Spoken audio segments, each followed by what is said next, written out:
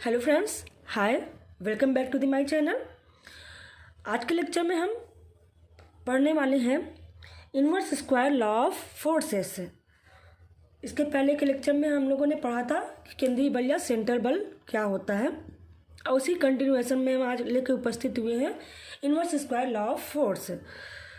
तो सेंटर बल के लिए लिंक जो है वो डिस्क्रिप्शन बॉक्स में दिया गया है, वहाँ से आप सेंटर बल के बारे में जान सकते हैं।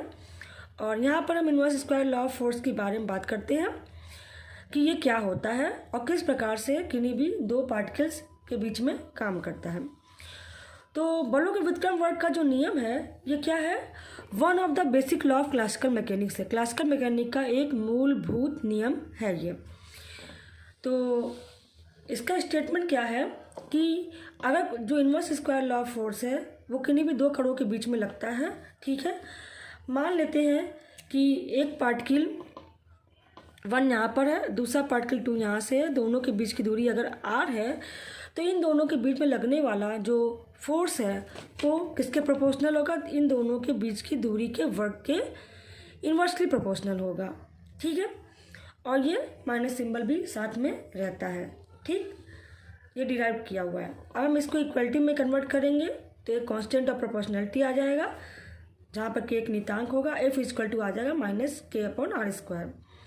जैसा कि प्रीवियस लेक्चर में हमने डिस्कस किया था कि यदि k ग्रेटर देन 0 या पॉजिटिव होगा तो F का मान k पॉजिटिव होने पे F ऑलरेडी जो है पॉजिटिव हो जाएगा और यह आकर्षण बल बन जाएगा। यदि k का मान निगेटिव है, वैल्यू निगेटिव है, तो F पॉजिटिव हो जाएगा और ये प्रतिकर्षण बल की तरह कार्य करेगा, ठीक है। यानी दोनों पिंड आपस में एक दूसरे को रिपेल करेंगे। k का मान अगर पॉजिटिव है तो दोनों पिंड आपस में एक दूसरे को अट्रैक्ट करेंगे, ओके। इसी के कंटिन्यूएशन में यदि हम मान लें कि इनमें से एक पिंड जो है वो सेंटर पर है और दूसरा पिंड इससे r दूरी पर प्रेजेंट है, तो पहले के द्वारा दूसरे पर लगाया गया बल, ठीक है, तो डायरेक्शनल हो जाएगा ये, ठीक है।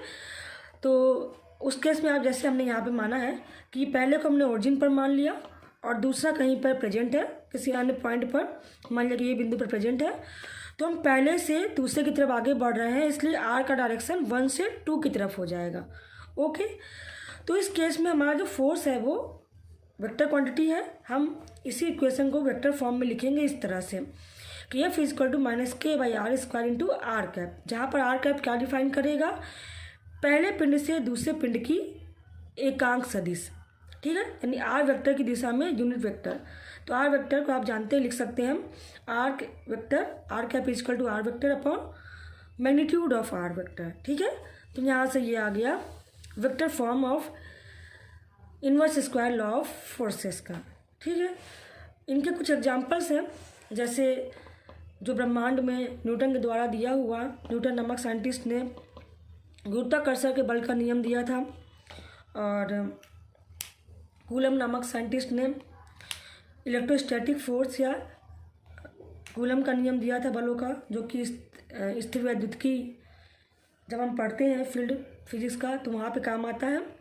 तो ये सारे बल जो हैं ये हमारे inverse square law of forces के नियम को का पालन करते हैं और उसके एग्जाम्पल्स हैं, ओके बच्चों। तो ये हमारा व्युत्क्रम वर्ग का नियम कंप्लीट होता है। Thank you very much.